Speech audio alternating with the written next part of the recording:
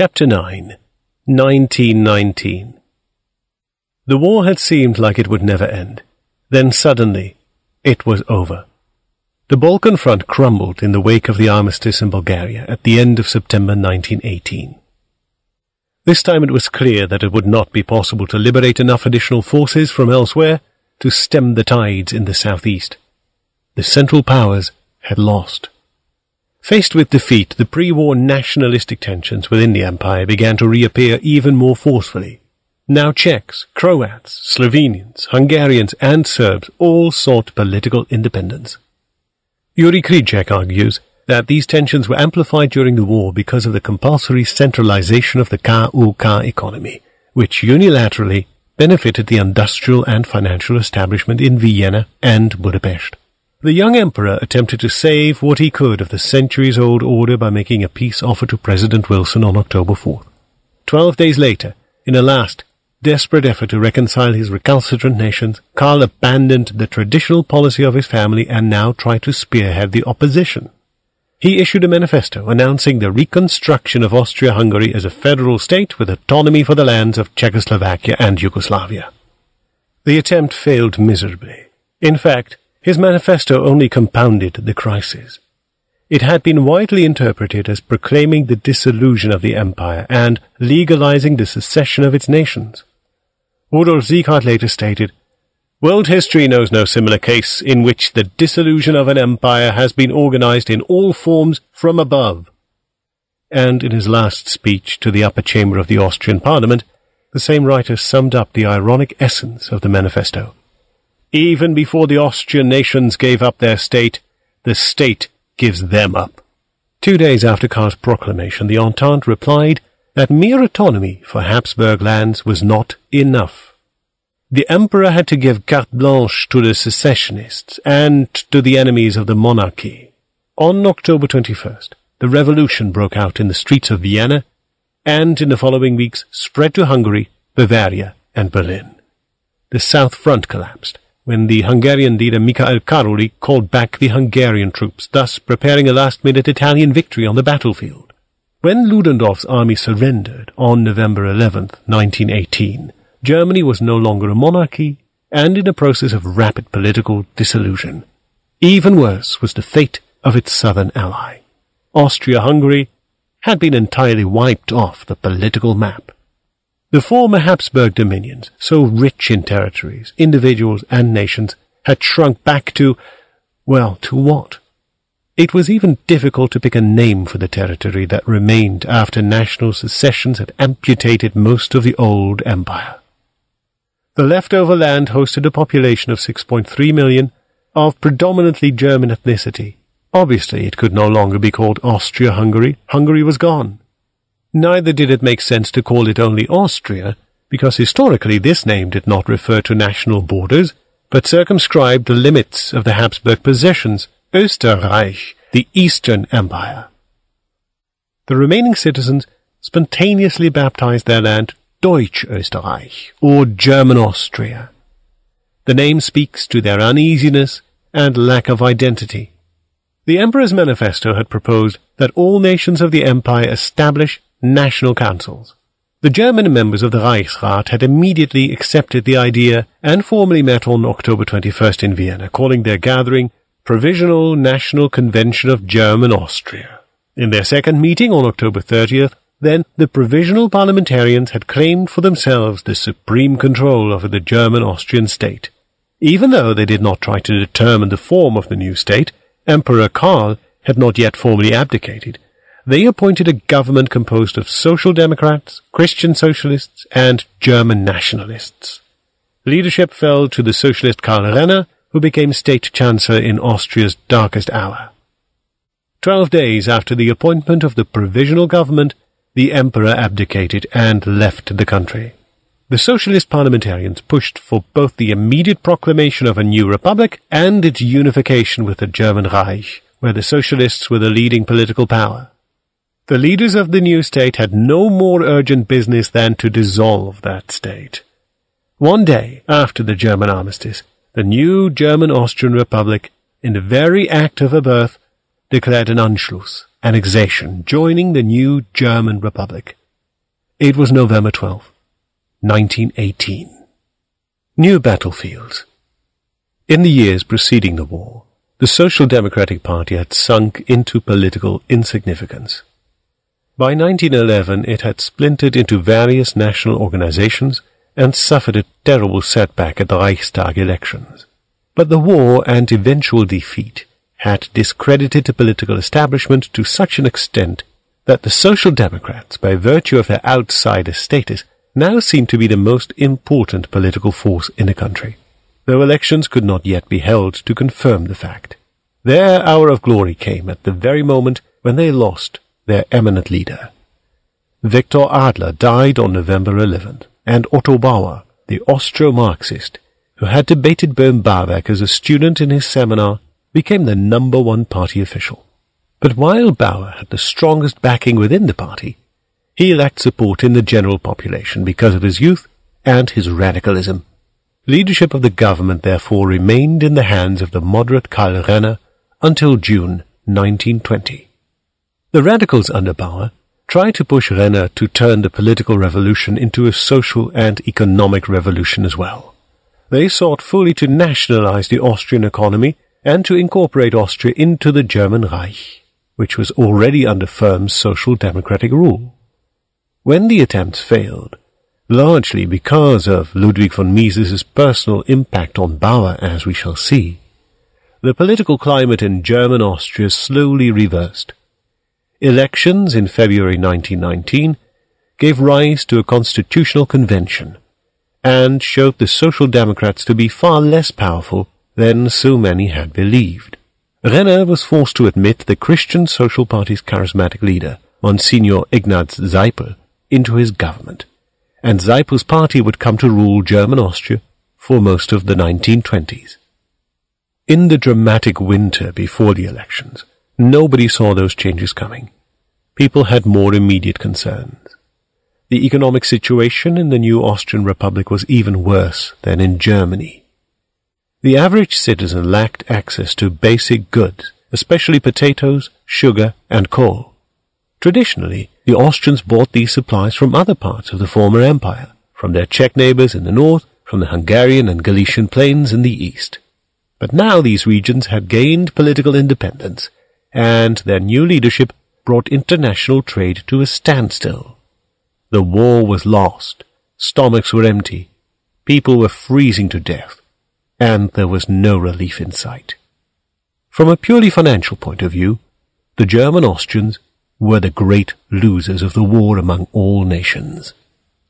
In the winter of 1918-1919, most Austrians were optimistic that the new government, composed as it was of an enlightened elite, would eventually overcome the political and economic chaos that was the aftermath of the war. Yet the new men in charge set out to continue and complete the policies of the previous imperial governments, which had already put in place a system of war socialism. A contemporary observer and political acquaintance of many of the country's new leaders, Mises explained, "From the beginning the intention prevailed in all socialist groups of dropping none of the measures adopted during the war after the war, but rather of advancing on the way toward the completion of socialism. If one heard differently in public, this had only the purpose of dissipating possible doubts about the rapid tempo of socialization and about individual measures, and of stifling opposition to them. The slogan had already been found, however, under which further socializing measures should sail. It was called Transitional Economy. During the first year of its existence, the National Parliament dedicated its sessions to deliberation on social legislation, and voted the latest socialist wisdom into law. Within a few months, the new government imposed 8-hour workdays, compulsory vacation for workers, compulsory co-management of firms through worker representatives, coercively financed unemployment insurance, and many other such schemes. The educated public looked on Austria as Americans of 1950 would have looked on a U.S. government run by Milton Friedman, Alvin Hansen, and Paul Samuelson. Power and intellect finally united. Felix Austria. But the socialists failed, despite their undeniably personal brilliance and economic training. The cornerstone of the new economic system was the printing press of the Austro-Hungarian Bank. Tax revenue was far too low to pay for the various government handouts, and increasing the tax rate was both politically impossible and likely to be inadequate to increase their revenue sufficiently in any case. New debts could not be incurred, because there was not enough money left over to lend, and the government's credit was terrible.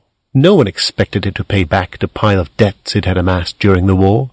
There was therefore only one way for the new government to establish a large-scale welfare state: print more money. 1919 was a year of crisis. Serious economic and political problems were compounded through a catastrophic policy of inflation-financed socialism. It was a crisis that brought the young republic to the verge of collapse. Civilization prevailed, and the spectre of anarchy faded only because a few men stood ready to confront all difficulties to make their country safe for liberty and entrepreneurship. Post-war socialism and the spectre of anarchy. Official positions in the new government did not always reflect actual power.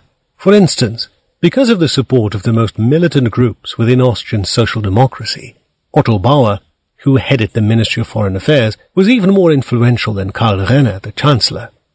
The situation changed only in 1927, when a social democratic insurrection was defeated with unexpected ease. The Ministry of Foreign Affairs had a trade policy department that was responsible for the preparation of the trade-related aspects of the forthcoming peace negotiations. The department hired several external consultants strongly affiliated with the Austrian School of Economics: Schiller, Mises, Somari, and Steiner.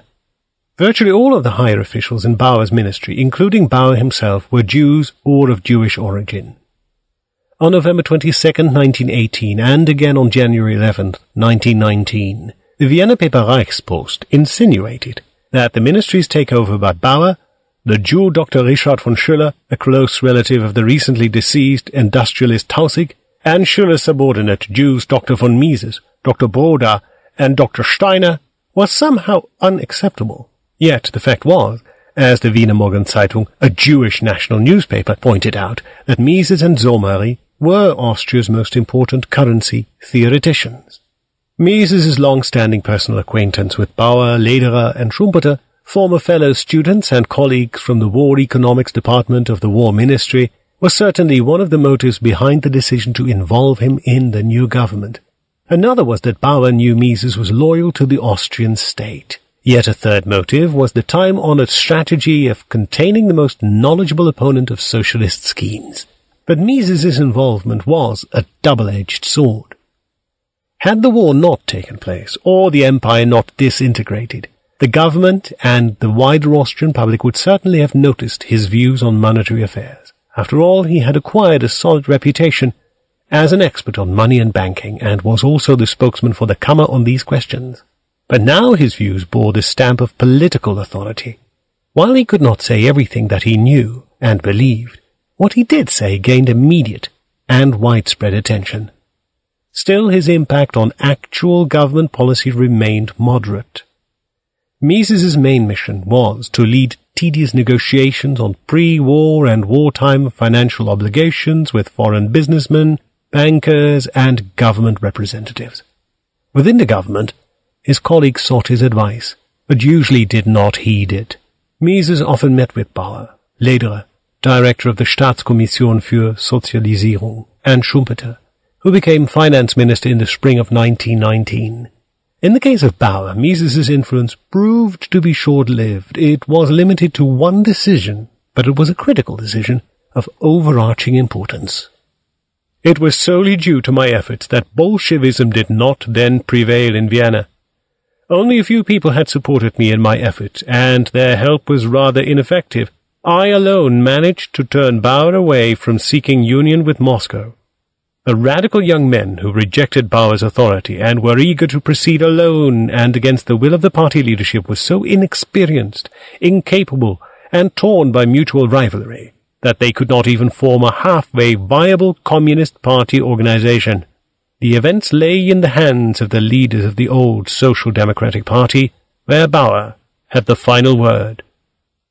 Until that fateful winter of 1918-1919, when Mises persuaded Bauer to stop Bolshevism in Vienna, the relationship between the two men was based on mutual esteem. Mises knew personally almost all Marxian theorists of Western and Central Europe, but in his eyes only Bauer surpassed modest mediocrity. He recognized that Bauer had great knowledge of philosophy, classical economics, history, and the natural sciences, and that he was an excellent speaker who could quickly master the most difficult problems. He could have been a statesman if he had not been a Marxist. The problem, then, which eventually corrupted Bauer's intellectual, moral, and personal integrity was that all his learning and all his activities were based on an a priori commitment to Marxism. Otto Bauer arrived at the University of Vienna as a devout Marxist. He had made up his mind never to betray his Marxian conviction, never to yield to reformism or socialist revisionism, never to become a Millerand. Alexandre Millerand, born 1859, French socialist, was originally radical. When in power, he limited his activities to moderate programs. Or Miquel. John von Miquel, 1821-1901, German statesman, originally was an extreme revolutionary. Later he was described as one who had entirely surrendered his radicalism and aimed only at practical measures for improving the condition of the people irrespective of the party programs. No one was to surpass him in Marxian zeal. His wife, Hélène Gumplowicz, later strengthened him in this resolve, to which he remained faithful until the winter of 1918-1919. At that time I succeeded in convincing the couple that the Bolshevist experiment in Austria would have to collapse in short order, perhaps in a few days. Austria depended on the importation of food from abroad, which was made possible only through relief assistance from former enemies. At no time during the first 9 months after the armistice did Vienna have a supply of food for more than 8 or 9 days. Without lifting a finger, the Allies could have forced a surrender of a Bolshevist regime in Vienna. Few people clearly recognized this state of affairs. Everyone was so convinced of the inevitability of the coming of Bolshevism that they were intent merely on securing for themselves a favorable position in the new order. The Catholic Church and its followers, that is, the Christian Social Party, were ready to welcome Bolshevism with the same ardor archbishops and bishops 20 years later welcomed Nazism. Bank directors and big industrialists hoped to earn a good living as managers under Bolshevism. I knew what was at stake. In a few days, Bolshevism in Vienna would have created starvation and terror. Plundering hordes would soon have roamed the streets of Vienna, and in a second bloodbath would have destroyed the remnants of Viennese culture and civilization. Throughout many nights I discussed these problems with the Bauers, until I finally succeeded in convincing them. The resulting restraint of Bauer determined the course of events in Vienna. He went on. Bauer could never forgive me for having made him take the position of a Millerand. The attacks of his fellow Bolsheviks especially hurt him. However, he directed his passionate hatred not against his opponents, but against me. He endeavored to destroy me by inciting chauvinist professors and students against me, but his scheme failed. From that time on, I never again spoke with the Bauers. This passage is the only direct source from which we know about Mises's role in preventing Otto Bauer and his wife, Hélène Gumplowicz, from putting their Bolshevist plans into practice. Some collateral evidence is provided in a February 1919 letter to Mises from a certain Dr. Johanna Wallner. She sent him her telephone number and asked him to give Dr. Bauer her greetings. Under present circumstances, she writes, she does not want to bother, behelligen Bauer with her affairs. Thus she knew that Bauer was very busy in his government activities and that Mises was likely to see Bauer precisely in these busy times. Bauer and his consorts were subsequently confined to indirect means for achieving their beloved communist state. Rather than copying the Russian model of political revolution, they now sought to bring about communism in a piecemeal fashion. Before he changed his views on the question of socialization, Bauer had been the leader of the left wing of the Austrian Socialists. Thereafter he increasingly shifted to the middle ground and reinforced his position within the party apparatus. This involved 3 major strategies. 1. Partial expropriations. 2. Supplanting the free market with a system of artificial prices for labor and consumers' goods. And 3. Eradication of any remnants of old authority. On this last front, the Viennese socialists achieved at least one lasting victory. On April 3rd, 1919, a law was enacted prohibiting the use of all titles of nobility and honours. The imposing von, concise designation of nobility, was verboten in any printed document, and the same order was given in respect to the honorific Edler, the noble predicates Erlaucht, Durchlaucht, and Hoheit, and the noble class designations of Ritter, Freiherr, Graf, Fürst, and Herzog. As far as business cards, books, and other printed documents were concerned, the prohibition has remained effective to the present day. In interwar Austria, however, the old ways were maintained in personal encounters and oral communications. Mises's name was rendered as Ludwig Mises on his book publications and correspondence, but in daily business he would still be addressed as Professor von Mises. The major benefit of this unparalleled legislation was to spur Austrian wit. One gentleman of venerable descent circulated his business card with the imprint "Geadelt von Karl dem Großen, entadelt von Karl Renner, ennobled by Karl the Great, denobled by Karl Renner." As for the expropriation of private property, the government's policies had a far less lasting impact, but they did do considerable damage for the few months they were in effect. A major agent of this destruction was a new government office headed by Emil Lederer, called the Staatskommission für Sozialisierung, State Commission for Socialization, which worked closely with its sister organization in Germany. The German agency had convened a group of experts to examine the question of whether the socialization of coal mining was possible. The Socialization Commission in Germany first met on December 5th, 1918, and also included the Austrian professors Lederer, Hilferding, and Schumpeter, as well as Theodor Vogelstein, a former chief executive in the war Socialist Economy of Germany, the influential publisher Heinrich Kuno, labor union leader Otto Uwe, and the German professors Karl Ballot, Robert Wilbrandt, and Eduard Heimann, who acted as Secretary General of the Commission.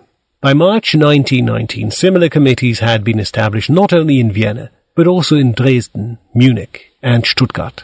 On February 15, 1919, these experts, with the cooperation of Joseph Schumpeter, published a report in which they argued that socialization was not only possible, but necessary to avoid a mere governmentization for Staatlichung.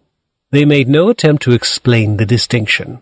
The Staatskommission epitomized the embarrassment of a government that was supposed to instigate a socialist revolution but had no idea how to do so.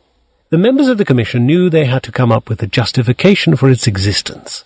Lederer presented it at the first post-war plenary meeting of the Verein für Sozialpolitik, which took place in September 1919 in Regensburg. He criticized the present state of socialization in Russia, ridiculing it as a mere consumer's socialism.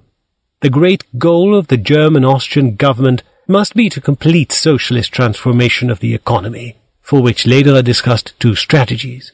One was to put control of each individual firm in the hands of its workers. This, Lederer claimed, was liable to establish economic democracy and was therefore a first step toward democratic socialism in the whole society. The second strategy was to levy a huge one-time capital tax to pay back the war debts. Such plans had already been discussed during the war at a meeting of the Verein für Sozialpolitik on October 14, 1916 in Berlin. Heinrich Hertner had championed the idea of solving the problem posed by the huge war debts through a one-time confiscatory tax. Alfred Weber, who at the time worked for the German Treasury, fiercely opposed any discussion of the issue because it would jeopardize the government's attempt to sell war bonds. This by itself would immediately put the state in control of industrial capital. The only remaining problem would be to make sure that this governmentization would be followed by a true socialization. But again, this distinction was not explained. The only concrete proposal on the table seemed to be the one-time capital levy, a measure that had the backing of ostensibly reasonable good people such as Schumpeter. Mises tried to lead the Kammer into steadfast opposition to this measure. Some evidence for his involvement is in correspondence with Frau Fischer, his secretary at the Kammer. Mrs. Fischer wrote to Mises after his departure to Bad Gastein, where he would spend his summer vacation. He argued that the imposition of the capital levy would force Austrian entrepreneurs into debt, making them dependent on financial capitalists. Mises also revealed what he perceived to be the long-term political goals behind the innocuous one-time measure. He pointed out that the socialists talked only of sharing the profits, but that this left out the actual structure of enterprise. If, however, the state owns shares in all enterprises, it will also share in losses. Moreover, it will even be forced to concern itself with the administration of individual businesses. Just that, however, is what the socialists want. The Austrian experience prepared him well for the American discussion of capital levies of the early 1940s. The socialist government's impact was most devastating, however, in its perpetuation and extension of the wartime system of price controls. The previous imperial governments had started supplanting the free market by a system of administered prices for labor and consumers' goods. Right or wrong, the purpose of this approach was to concentrate all economic energies on the war efforts. When the socialists came to power, they made the system even more encompassing. In their hands, they believed it would become a means of transforming bourgeois and capitalist Austria into a paradise of the proletariat. Thus, government agencies administered higher than world market prices for labor services and lower than world market prices for agricultural products. The socialist beggar-thy-neighbor model had set an example for the entire country in ways that had not been anticipated by the rulers in Vienna. The provinces were not willing to comply with Vienna-style socialism. They had their own homegrown schemes in mind. Each province now sought to loot their local rich, rather than share the booty with Vienna. These conflicts of interest, a natural consequence of the government's socialist agenda, had already made themselves felt under wartime socialism. Now they had broken out full scale, and precipitated town and country into economic warfare. This left Vienna without any resources but the monetary printing press. Rapid political and economic disintegration was accompanied by deterioration of the krone. Mises wrote to Lederer, "Here the condition of the currency is hopeless, a hopelessness that results from the pitiable state of public finance. Only the farmers can still pay taxes, and they openly declare that they will not pay anything. On the other hand, the government deems it necessary to spend millions per month to feed an urban population that does not work." Unlike the Russian Bolsheviks, Vienna socialists were unwilling to coerce the provinces into obedience. They perceived the crisis as constitutional and hoped to remedy it by legal means. They failed to see that the real issue was a profound conflict between Vienna and the provinces that was sparked by their own economic policies. Mises analyzed the situation in a December 2, 1919 lecture to the Association of Austrian Economists on the political relations between Vienna and the provinces from the overall economic standpoint. Gesellschaft der österreichischen Volkswirte. Die politischen Beziehungen Wiens zu den Ländern im Lichte der Volkswirtschaft. The speech was subsequently published in Neues Wiener Tagblatt and Wirtschaftspolitisches Archiv, and struck a nerve with the general public. Herr Roth-Seefried, a businessman and lawyer who knew Austria as well as he knew the back of his own hand, wrote to Mises, "I would hope that the essay was circulated widely in Germany, where I must unfortunately admit a frighteningly unclear impression of the Anschluss and the like reigns." Roth-Seefried lived in Berchtesgaden. Mises might have met him there on vacation, for example, in August 1927. He argued that Vienna could only thrive by continued participation in the international division of labor. Austria's harvest could never suffice to feed Vienna's workers. Only foreign food supplies could, and these had to be bought in exchange for industrial exports. Even the proposed annexation to Germany could not change this state of affairs. The present policy of funding government by printing new money was a typical short-run device that survived only by depleting the capital accumulated in pre-socialist decades. It was bound to wreak havoc on the currency and the economy. These public comments understated his real perceptions. He was after all a public figure and therefore obliged by law not to harm the nation. Only after the Second World War, when he no longer held appointed public office, did he become blunt in commenting on public policy. However, one can infer his real views on the state of Austria in late 1919 from a confidential memorandum that he wrote for Vienna's leading bankers and industrialists. We are approaching the collapse of our currency. Our monetary policy presently knows only one means: printing banknotes, printing ever more new banknotes. There is hardly a prospect of change. One cannot legitimately ask the Social Democratic Party suddenly to acknowledge that the socialist idea has imploded and that all that it has proclaimed for decades has turned out to be wrong. One cannot expect that the Christian Social Party, whose ideal is a stationary economy of autarkic farmers and small craftsmen longing for subsistence, which for decades has championed professional licenses and high tariffs, which along with the Prince of Liechtenstein has advocated a program of an Austria without factories, and has fought with Lüger and Schlesinger for the Gilde of the Fathers and for people's money, one cannot expect this party suddenly to become free trade and liberal. Neither can one hope that experience will teach any economic and financial insights to the German nationalists, who have always sought to top the social reform radicalism of the other parties, who today have especially become the advocates of those broad layers of public employees whose syndicalism has knocked out our public finance, and who have learned nothing about foreign policy and have not forgotten anything, despite their terrible defeat in the World War. It is the misfortune of this country, which can only exist on the basis of industrial exports, that the spirit of modern economic policy has remained alien to its population. Our policy moves entirely within the intellectual orbit of imperialism, of mercantilism, of socialism, and of fantasies about a national economy. Mises pointed out that influential circles within the government believed inflation to be of secondary importance and of no direct pertinence to the political problems of the day. These men thought they could suppress the domestic consequences of inflation, price increases, through price controls, and that the international consequences, plummeting exchange rates, could be neglected because they did not directly affect the nation. As Mises explained, however, this benign neglect for the kroner's plummeting exchange rate was extremely short-sighted. Most of the working class's food supply came from abroad through contraband channels.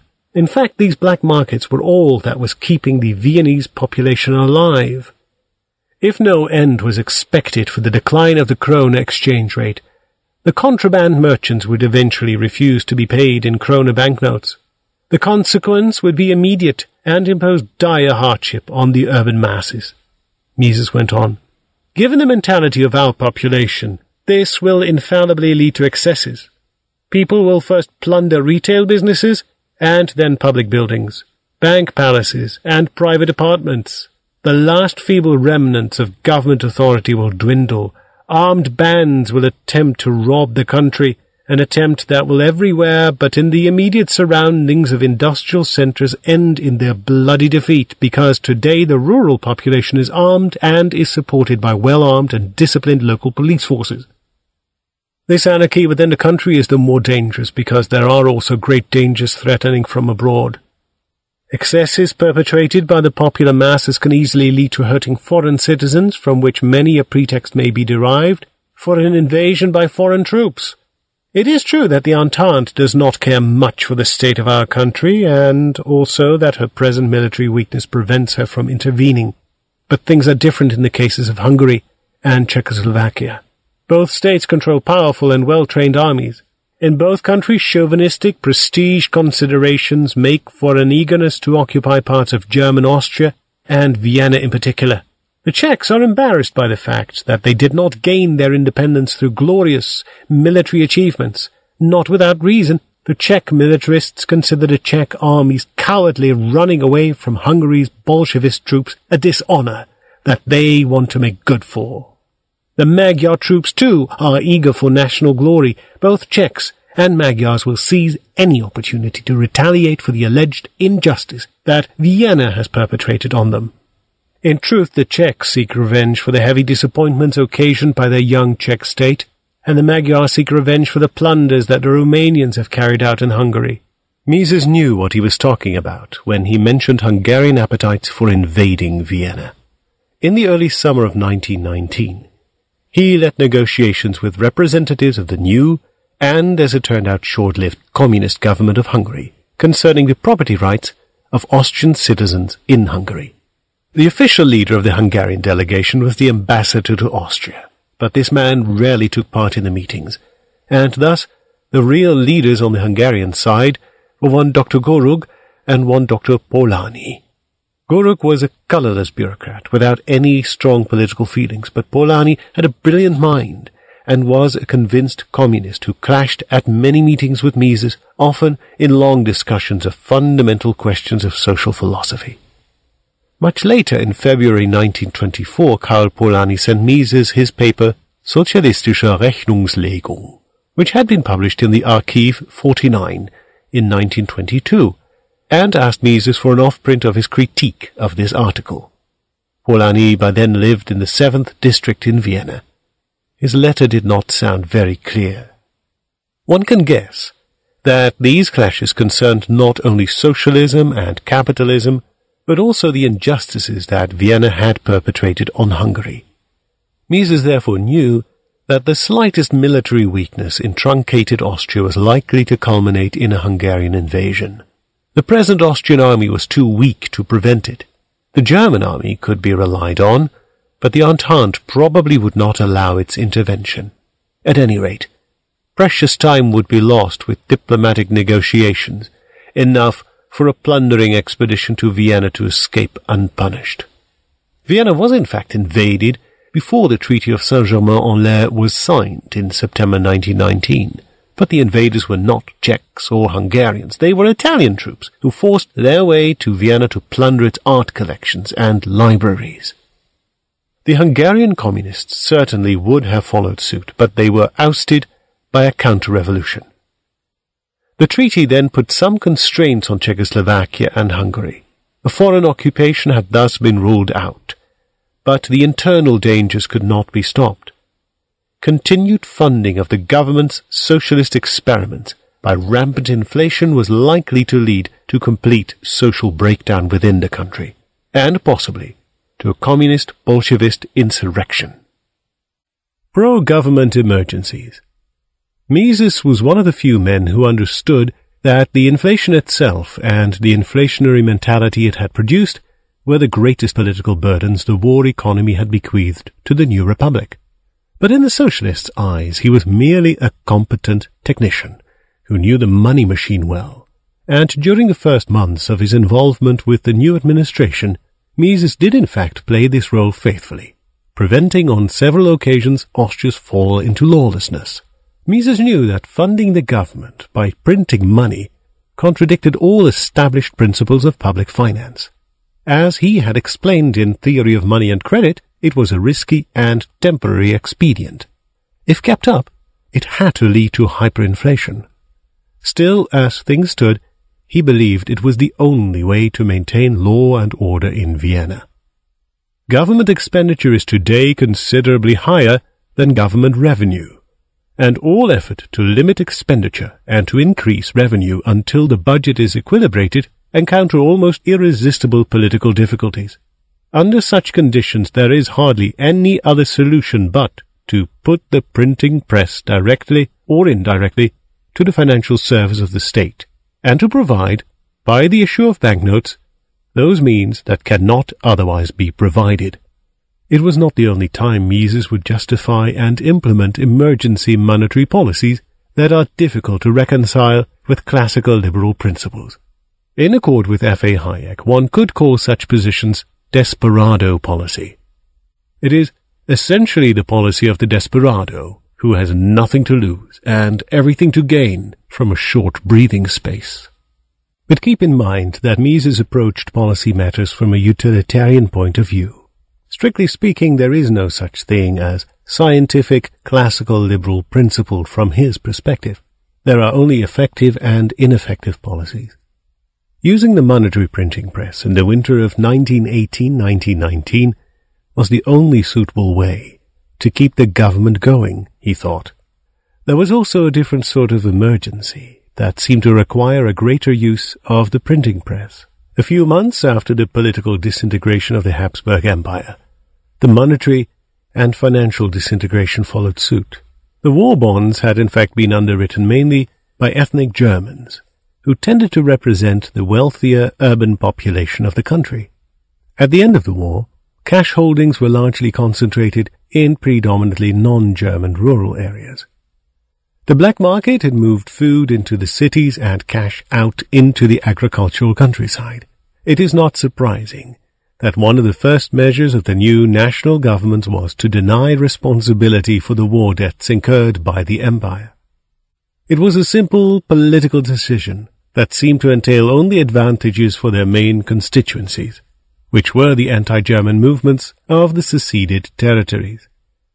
The burden of the repayment would fall exclusively on the Germans. As things stood, this was easy enough to justify to both the new nations and the Western powers. Mises believed, and continued to believe for some time, that these popular anti-German laws would prove to be short-lived. On May 9th, 1919, he took part in a conference sponsored by the Währungsschutz Association, dealing with the Austrian position in the forthcoming peace negotiation. In his comment, which was widely publicized, he stated that the Allies had rejected Russia's refusal to pay the government debts of the old Tsarist regime. On the same grounds, therefore, they would have to reject the demands of the new Czechoslovakian, Polish, and Yugoslavian governments, which sought to repudiate debts incurred under the Habsburg monarchy. This would be in accordance with the time-honored principle of international law. Any other stance on this issue would jeopardize international trade, thus harming the Allies' own interest. However, this impeccable argument did not prevent the Allies from siding with the Slavic successor states.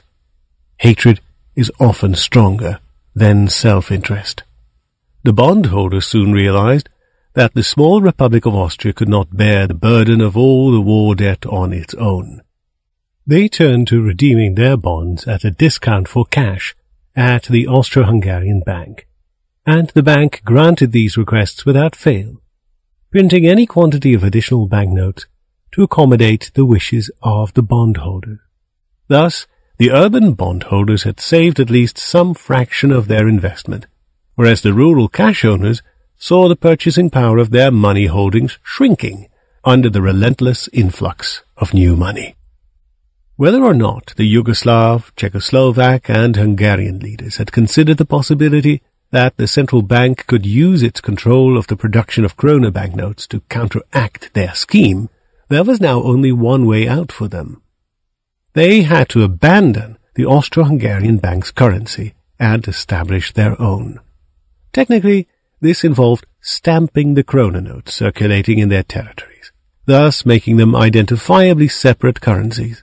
Yugoslavia was the first country to put this into practice in early January 1919, and Mises at once commented on the event in an anonymous piece for Neue Freie Presse. Such anonymous pieces were often signed by a leading monetary politician. Mises's authorship is evident from the writing style and vocabulary, as well as from the fact that these pieces are kept in common files. The custodians of the archive in Moscow worked diligently in preserving the natural order of the files that they had received from their owner.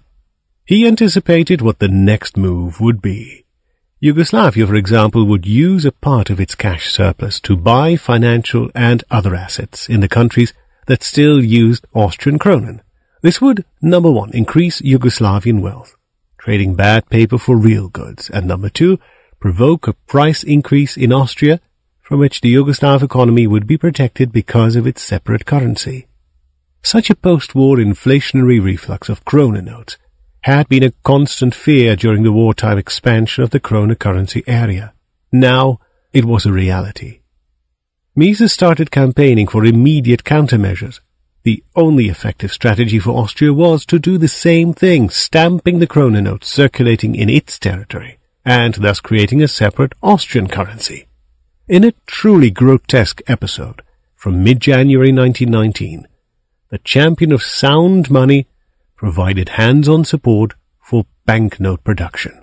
He wrote that The money problem at the moment of the dissolution of the Austrian-Hungarian monarchy was merely a technical problem of printing, and the question how to obtain printing plates, banknote paper, and printing ink appeared for the moment the most important points of currency policy. Mises unofficially approached his friend Victor Graetz, who ran a large printing company. His inquiry concerned additional printing facilities for the Austro-Hungarian Bank, whose printing press was unable to handle a rapid replacement of the krona circulation. Graetz responded, "Coming back to the discussion we had on Tuesday, I venture to inform you that I have made inquiries about the question of banknote production, and that very probably it is possible to assure the production in private printing houses within the necessary short delay. The Steiermühl, Graetz's company, would be in the position to provide 10 flat-pressing machines which, considering the urgency of the case, could be operated 24 hours in 3 work shifts, so that the performance would be equal to that of 30 fast-pressing machines. Because quick action was an imperative, the first step was to stamp the Austrian krona notes. In early February, Mises made the case for this measure in an anonymous piece for Neue Freie Presse, urging quick action. The article was signed von einem hervorragenden Währungspolitiker, from the pen of a leading monetary politician in Neue Freie Presse, February 11th, 1919. The next day, the government issued a decree ordering the stamping of the krona notes circulating in Austria, a process that was completed by June.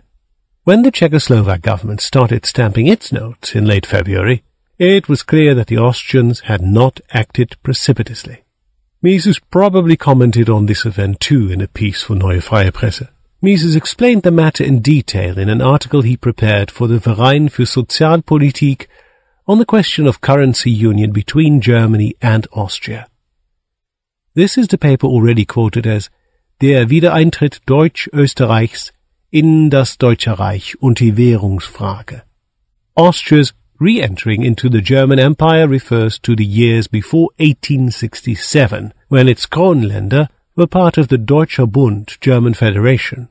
The Bund had been established under the leadership of the House of Habsburg as a post-Napoleonic War successor organization of the Holy Roman Empire of German nations, which had disappeared in 1806. The Bund ended in 1867 when Prussia defeated it in a short war, Battle of Königgrätz. Mises finished this work in early July 1919, but he circulated a previous version in the wake of his activities in early 1919. In the final version of this piece, which he completed in early July, we read, "Now German Austria had to act too. She could not wait until all other states had shifted from the Austro-Hungarian krona to a national krona. She had to separate herself from the Austro-Hungarian krona to prevent those banknotes, which for whatever reason would not be stamped in the other state territories, from flying back to German Austria and increasing inflation here. She had to prevent the Czechoslovakian Ministry of Finance, which after the stamping had held back half of the banknotes of its citizens, from using this half to buy stocks and bonds in German Austria. She had to prevent those krona banknotes circulating in the billions in the Ukraine and in neutral foreign countries from being considered money of German Austria alone." He did not mention, of course, that he himself had already taken the steps he advocated. The government only ratified the status quo Mises had already brought into being. On March 15th, 1919, Schumpeter was appointed Minister of Finance in Karl Renner's second government, a coalition between Renner's Social Democrats and the Christian Social Party. Schumpeter immediately put the reform of the currency on his agenda. The matter was apparently settled in a single day of intense discussions with representatives of the Austro-Hungarian Bank and external experts, such as Landesberger, Hammerschlag, Wilhelm König, Walter Federn, and Mises. An executive order of March 25th, 1919 conferred the status of legal tender on the stamped krona note and denied this status to unstamped ones. This seems to have been one of Schumpeter's few successes as finance minister. He had no power base within either party of the new government. The Social Democrats trusted him because he had used his academic authority to support the socialization of big industry. The Christian Socialists liked him because of his long-standing opposition to union with Germany. But his only real political asset was the international reputation he enjoyed. He was a recognized authority in economics, and his chancellor correctly anticipated that this could be helpful in negotiations with international creditors. This reputation was no help, however, in his efforts to put government finance back on track. Not a single major point of his program was put into practice. He could not impose a one-time capital levy to pay off the war debt. He could not stabilize the currency, and he failed to create an independent central bank.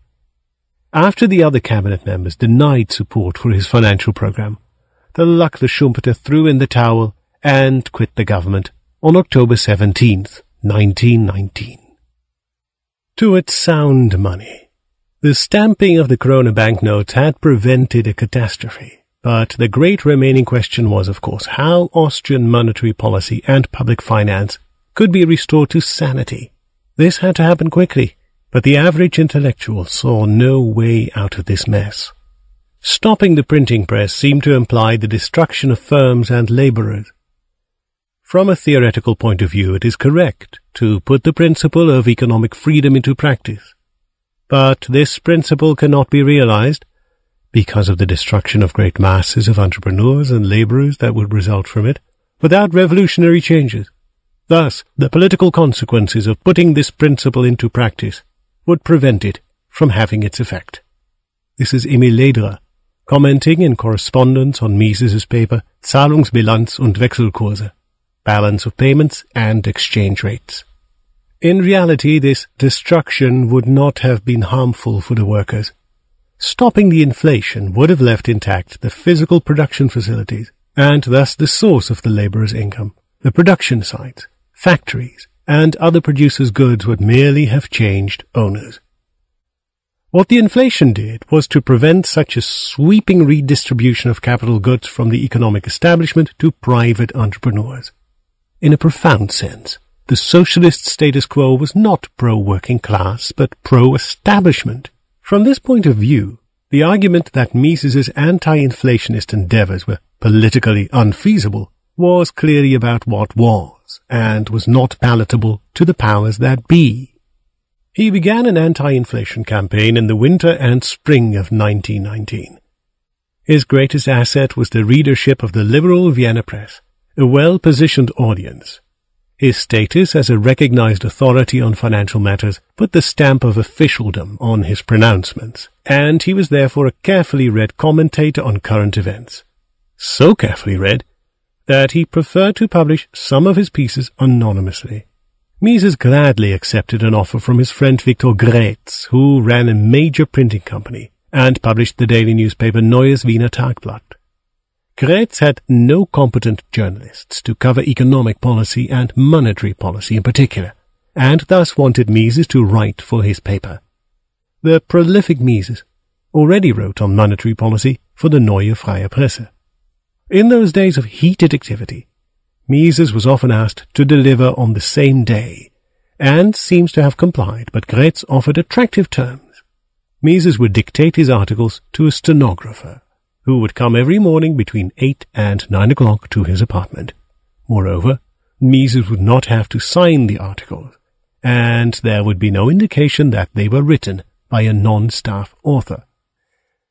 In the same vein, Mises was also invited to contribute monetary analysis to Dorns Volkswirtschaftliche Wochenschrift, a weekly economics journal edited by a former colleague from the Wissenschaftlichen Komitee für Kriegswirtschaft. The editor also invited him to lecture before the Frauenclub on socialization and economic planning. 2 weeks before, Otto Neurath had given a talk on this subject, and Mises would provide the antidote.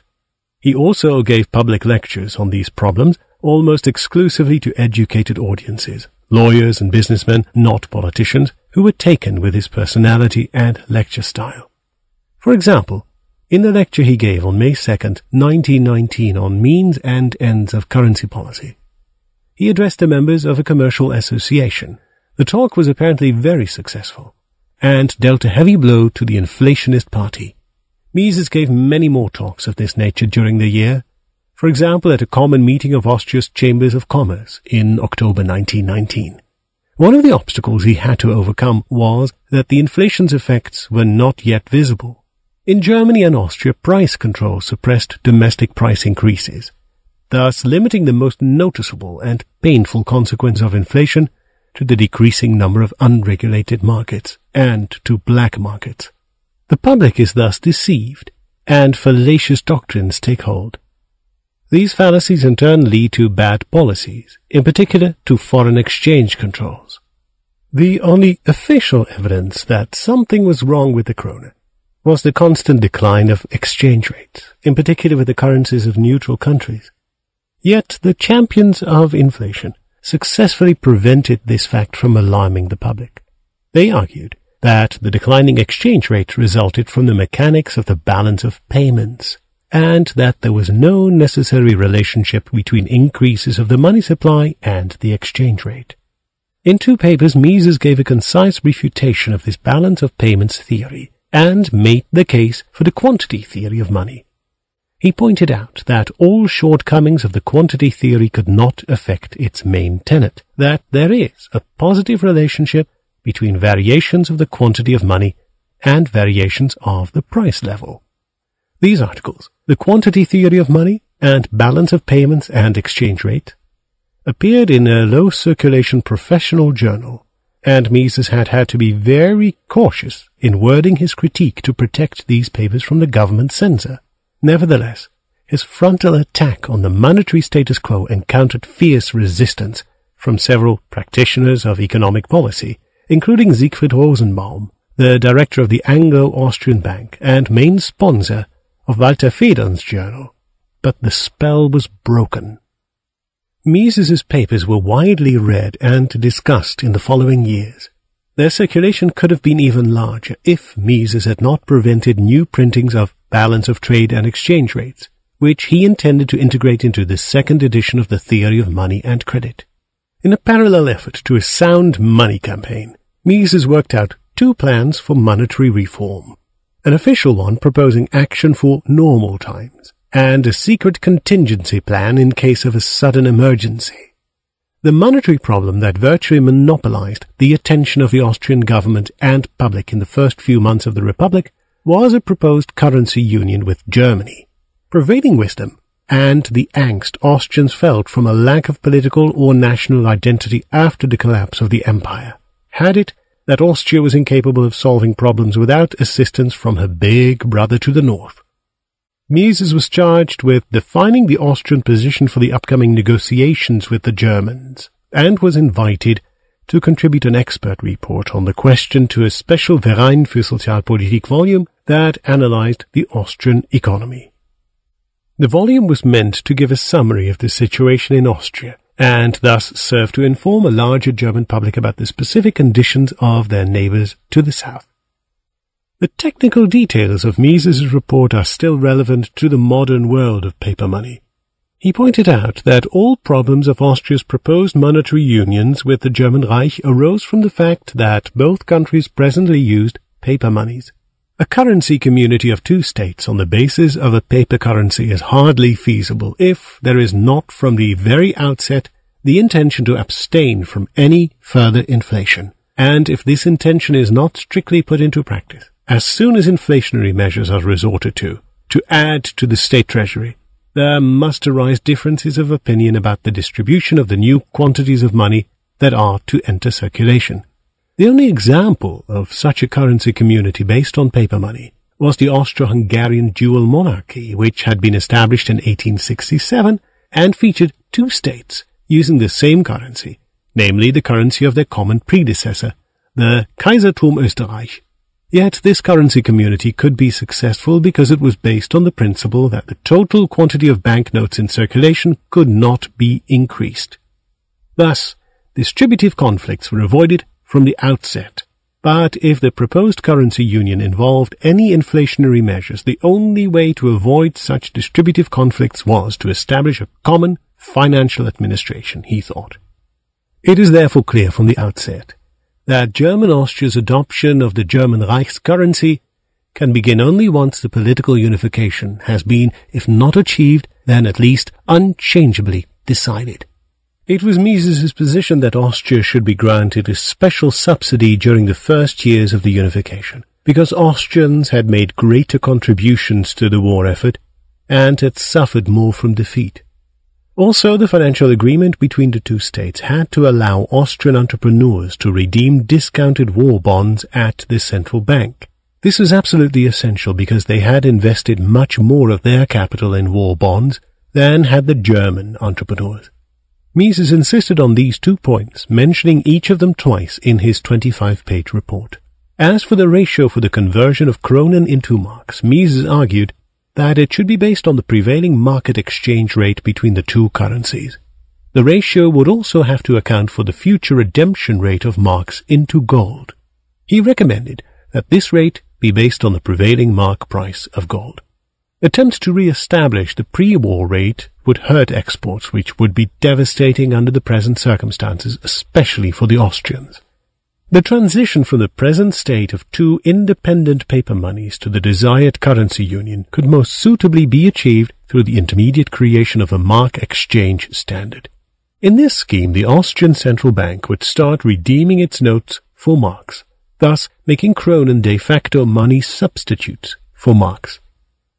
By this very fact, German Austria's adoption of the German currency is put into practice. The krone is nothing but a name for a part of the mark. The final step would be the replacement of krone notes by mark notes. This was a simple and elegant solution, but it was already moot by the time Mises finished the revision of his paper. In early May 1919, the Entente powers issued a decree containing the peace conditions for Germany, and one of them was that Germany could not unite with Austria. The Western Allies would not budge from this position, and on June 28th, the German delegation signed the Diktat of Versailles. Political union had become impossible, and so had Austria's monetary and financial annexation to the German Reich. But Mises pointed out in his report that his plan for currency unification could still work, even under the conditions of the Versailles Treaty. In fact, the proposed mark exchange standard had great legal advantages. German Austria's adoption of the mark exchange standard does not require any action of the German Reich's government. It therefore does not affect the obligation that the German Reich incurred in the peace treaty on behalf of Austria's independence. His government colleagues preferred other options. They did not see sound money as a priority. They still sought ways to get around the repayment of wartime debts and to expropriate private savings. Misesian reform, stopping inflation, abolishing price controls, and moving toward laissez-faire was out of the question. Apart from all other considerations, these policies would have exposed the enormous redistributive effects of the wartime policies. Renner and Bauer looked for an alternative. One way to deal with the effects of surplus money was to seize cash holdings. Expropriation from German Austria's former creditors was planned and propagated under the insidious term of Vermögensabgabe, which can be translated as sharing the wealth. This rhetorically philanthropic measure was an all-out attack on the country's capitalists who had heavily invested in war bonds and then redeemed them at a loss from the Austro-Hungarian Bank after the dissolution of the old krone currency area. The proposal encountered the fierce opposition of the Kammer, of course, and the Socialists were forced to consider other alternatives. After the peace agreement had been signed on September 10th, Austria received loans from the West, giving the government new financial flexibility. Characteristically, the foreign credits were used to buy food for Vienna's now inactive proletarian masses, and many Austrians were already counting on more Western help in the future. Mises spoke out against the childish notion that foreign capitalists and governments could have any long-term interest in financing a ruinous socialist experiment in Vienna. A conference on Austria's currency problems organized by the Vienna Association of Commerce and Industry gives a good sense of his alternative program. The conference took place on November 11th, 1919. Mises and his friend Wilhelm Rosenberg were the main speakers. Wilhelm Rosenberg was already known as a writer on currency problems. Rosenberg explained that foreign exchange controls and banking regulations had stopped the inflow of badly needed foreign credit, and encouraged costly barter and black market exchanges, the present relief was only temporary. He proposed attracting foreign credit by granting special privileges to foreign companies in such fields as mining, road construction, and tourism. Then Mises observed that strikes and work stoppages were pandemic in Austria. The only exception was the printing press of Austria's central bank, which worked day and night. If this state of affairs continued, the krona notes would soon become worthless, their circulation would break down, and chaos would ensue. Mises then explained the origins of the present mess. The government itself had created the inflation. It then took the ensuing price rises as a pretext for imposing price controls and many more interventions. As in ancient Rome, the Austrian government was now at the point of providing the means of sustenance for a majority of the metropolitan population. Hoping for more allied financial support was futile. The only way out was for the government to spend no more than it took in. But Mises was completely disillusioned concerning the government's capacity to solve the problems that threatened to bring chaos and violence throughout the country. It had taken him time to learn this lesson, and he learned it the hard way. He had had his own ideas about how an enlightened government could enact a thorough monetary reform, but he now knew that it would never happen. He developed instead a revolutionary private enterprise strategy for the establishment of sound money, and was resolved to pursue it without delay. The fundamental paradigm shift at the heart of the Mises plan was simply to ignore the government, and to make the reform of the monetary system an affair of the country's principal bankers, merchants, and industrialists. In the fall of 1919, Mises distributed a confidential memorandum. He argued that there was an imminent danger that the inflation and the plummeting krona exchange rate would incite people to give up on using krona banknotes altogether, and that it was necessary to prepare for this day. One can hardly expect the government to make such preparations. It cannot be assumed that the financial administration that for 5 years has not only followed, but also repeatedly sought to defend the disastrous inflation policy, and which in complete ignorance of the sole source of the decreasing value of money has accelerated the decline of the krona, would suddenly change its mind. Leaders responsible for its policies who correctly saw the economic connections have up to now been unable to overcome prevailing in-house traditions. Citizens must seek to achieve through their own powers that which the government fails to bring about. All one can hope for on the part of the government is that it not hamper the initiative of the private sector. It is the duty of the banks, and with the banks that of big corporations in industry and trade, to make ready the measures that appear necessary to overcome the catastrophic consequences of the collapse of currency. This is in their own interest, and also a service to society as a whole. Mises then gave the details of his plan. He proposed to take measures to replace the krona with a foreign currency. If the inflationary process was sufficiently slow, he argued, no further measures would be necessary. The krona would then be replaced in a continuous process without threatening a disruption of business operations. The danger lay exclusively in the scenario of a sudden collapse that would leave the citizens without money.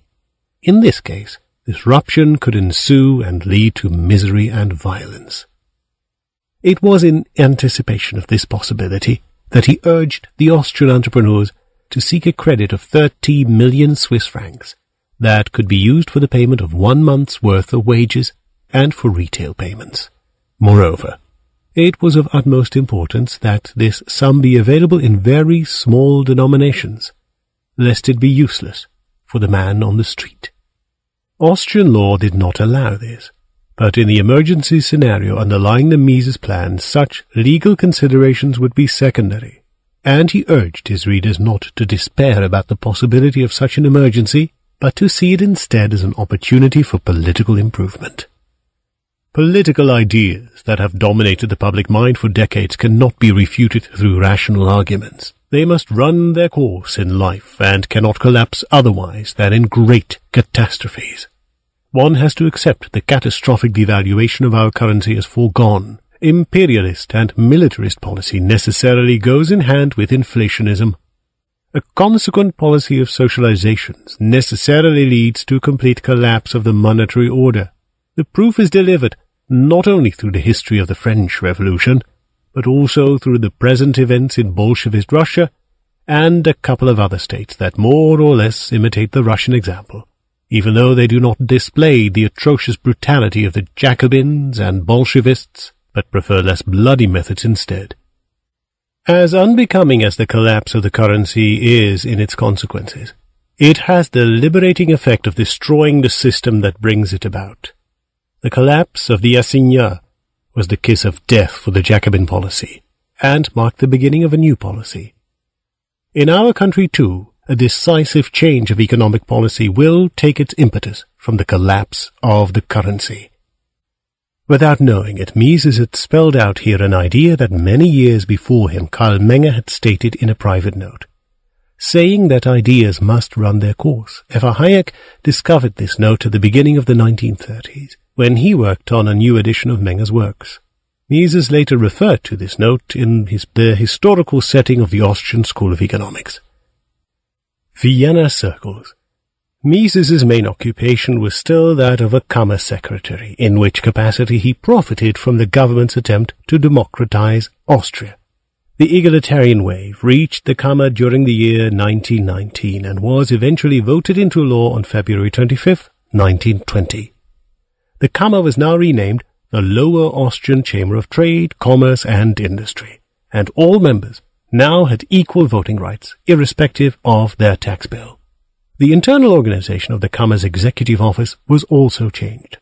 The new law stipulated a stronger emphasis on giving the different branches of the economy a more equal representation within the executive office, even a level of autonomy within its confines. A new department of transport was set up, and also a new department of banking and credit. Mises became the executive responsible for questions of money and credit. In his new function, he exercised leadership far beyond the borders of Vienna and Lower Austria due to the privileged status of the Vienna Kammer. He also remained a professor of economics both at the University of Vienna and briefly at the Export Akademie. The Export Academy would later become the Hochschule für Welthandel and then the Wirtschaftsuniversität, under which name it is still known today. He resumed the regular discussions of economic theory that he had organized before the war. These meetings attracted the small number of economists in Austria and Germany, sharing a genuine interest in theoretical problems of the social sciences. Mises's group, the nucleus of what would soon after become the more formal Nationalökonomische Gesellschaft, enjoyed a virtual monopoly on Vienna's top theorists, especially because Wieser, who was still the most renowned theorist in Vienna, was not interested in this kind of exchange of ideas, and so attracted no such group about himself or his precepts. The Mises circle, thus, became a crystallization point for the dispersed and isolated theorists in the German-speaking world. Their attitude toward the Vienna group is beautifully summed up by Schumpeter, who, having to cancel an appearance at one of the group's meetings, said he had dearly wished to speak to our circle and graze in congenial company on a theoretical meadow. The most time-consuming of Mises's intellectual endeavors were the seminars he taught at the University of Vienna, but the activity also gave him relief from the tiresome workdays at the Kammer and from hopeless political affairs. He loved being a professor. He loved intelligence and intelligent debate. No amount of political turmoil could deter him from offering his second university seminar as professor of economics in the winter of 1918-1919. When the first session started, the seminar members were the subjects of a monarchy. When the discussion resumed after a fortnight, they were citizens of a republic. The students must have been impressed by the presence of Dr. Ernst Zeidler, who had been one of Imperial Austria's last prime ministers. Zeidler probably knew Mises from common pre-war Chamber of Commerce activities. Most of the same members assembled for a summer seminar on the issue of free trade versus protectionism. Among the participants was apparently Siegfried Rosenbaum, the president of the Anglo-Österreichische Bank and sponsor of Walter Federn's Österreichischer Volkswirt. Mises's plan for the seminar was to highlight the importance of the theory of value for the analysis of market phenomena and to stimulate discussions of the major competing theories of value: the subjective theory of value, Marxist theory of value, value in mathematical economics, and Franz Oppenheimer's objective theory of value. He sought to entrust the presentation of each of these doctrines to one of its adherents. The seminar also featured discussion sessions on the measurement of value and on the differences between classical and modern economics.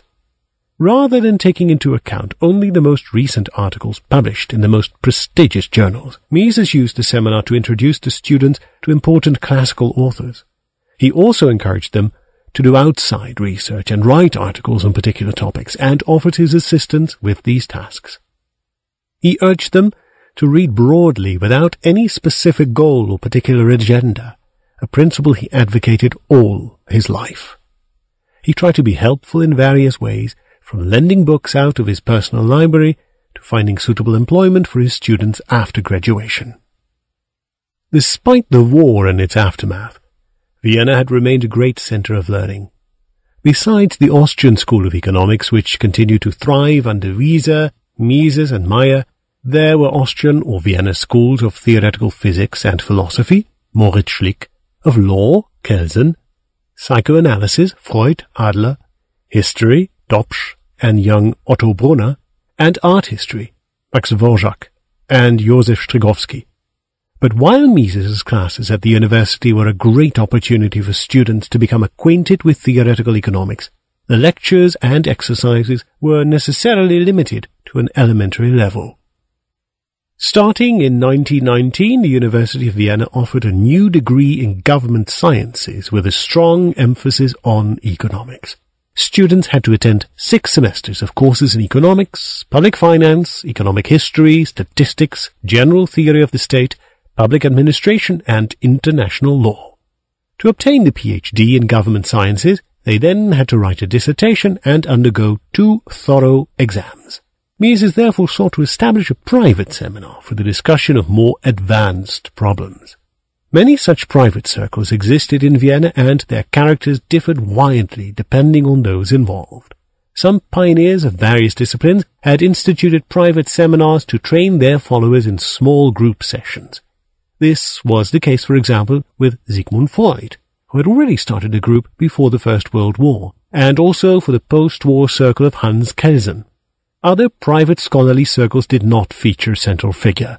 For example, the student circle that Mises had set up with the Pribram brothers and Emil Perus in 1908, and which would eventually become the Nationalökonomische Gesellschaft, or the Geistkreis, a student group that Herbert von Fürth and F.R. von Hayek founded in the early 1920s. Some scholars had membership in several circles at once.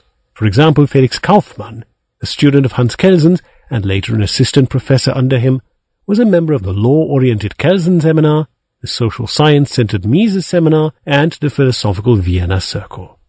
Mises, too, took part in several groups. In spring and summer of 1919, he was a member both of the Nationalökonomische Gesellschaft and of a seminar discussing the writings of Marx. This last group met on Monday evenings on the premises of the Staatskommission für Sozialisierung. Most of its members were Marxists, or people with communist leanings, such as Lederer and Käthe Pick. Pick had been a member of Mises' seminar already during the 1918 theoretical exercises in the economics of banking. She also took part in his subsequent university seminars. It was probably here that Mises confirmed his less than favorable impression of the socialist intelligentsia. Here he learned that the party Marxists consisted of 2 groups. 1, those who had never studied Marx and who knew only a few popular passages from his books, and 2, those who with all the literature in the world had read as self-taught men nothing except the works of Marx. Max Adler, for instance, belonged to the former group. His Marxian knowledge was limited to the few pages in which Marx developed the superstructure theory. To the latter group belonged especially the East Europeans, who were the ardent ideological leaders of Marxism. The only exception he refers to was Otto Bauer. Mises' own private seminar started on November 26, 1919, with a talk by Elisabeth Efrusi on Carver's theory of interest. Subsequent speakers included Stregel, Tugendhat, and Sommer. Ephrussi was probably the heiress to the Ephrussi Bank. Margit von Mises mentions Ludwig's occasional joking remark that he could have married a rich heiress had he not met Margit. He was probably referring to Elisabeth Ephrussi. The sessions of the Privatissimum, as Mises called it, probably took place in his offices in the Kammer.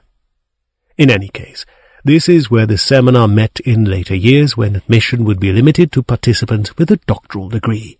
The degree could be in any science. The purpose of the requirement was only to assure the person's aptitude for scientific research. He wholeheartedly supported his female students as a matter of course, placing, for example, Marianne von Herzfeld and Hélène Lieser as economists with the Association of Austrian Banks and Bankers. Hélène Lieser was the first woman in Austria to obtain a doctorate in government science. She went on to become secretary of the International Economic Association in Paris. Another female student, Martha Stephanie Braun, who later taught at Brooklyn College and New York University, recalled, "Professor von Mises never restrained any participant in the choice of a topic he or she wanted to discuss. I have lived in many cities and belonged to many organizations. I'm sure there does not exist a second circle where the intensity, the interest, and the intellectual standard of the discussions is as high as it was in the Mises seminar." In these discussions, Mises openly espoused not only classical liberal economic policies, but a complete classical liberal worldview. This at a time when the majority of intellectuals in Vienna and the rest of Europe were socialists. Thus Mises was known as Der Liberale. In today's English, we would say he was Mr. Libertarian, the living embodiment of classical liberal ideas. One of Marianne Herzfeld's letters is most revealing in this regard. Fräulein Herzfeld's parents were acquainted with Mises and had him occasionally at their house for dinner. Many years later, his former student Fritz Machlup would highlight the role of Mises's convictions for his impact on others. That Mises could be the center of a school is evidence of his qualities as a teacher. Not that he is a great orator or a brilliant classroom actor, but it is the conviction with which he expounds his ideas which arouses the students' interest. Partly by convincing them, partly by provoking their criticism. And then Machlup went on to point out the flaws of his former teacher.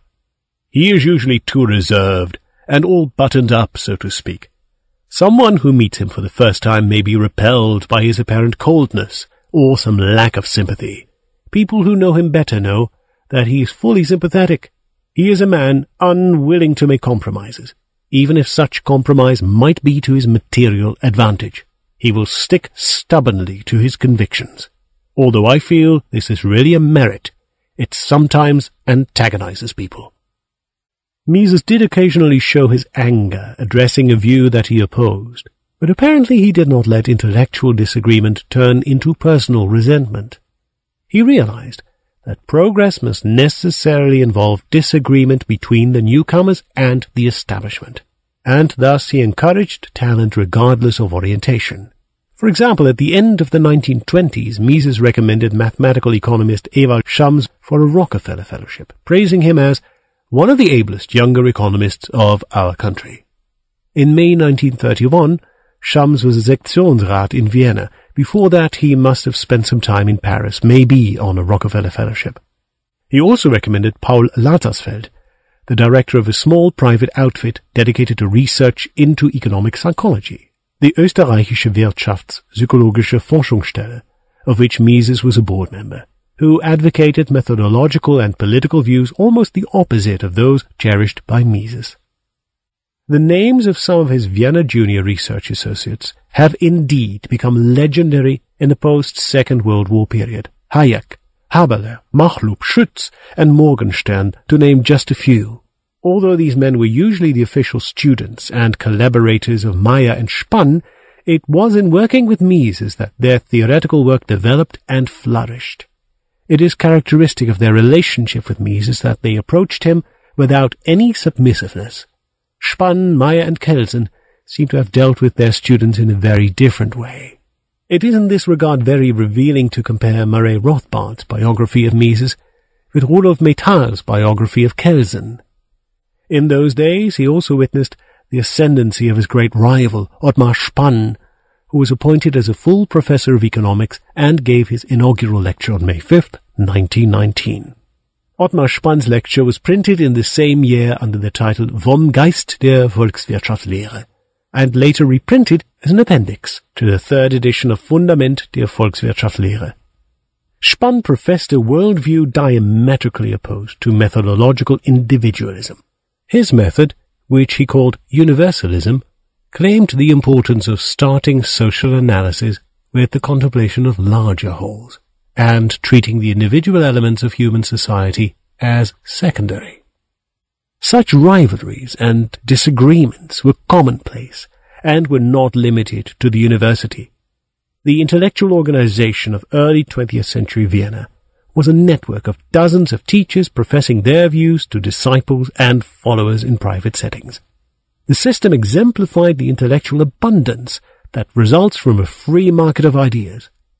It produced Austro-Marxism, psychoanalysis, legal positivism, logical positivism, and praxeology. But for international reputation and lasting impact, three of these circles stood above the rest: the psychoanalysts, the logical positivists, and the Mises Circle.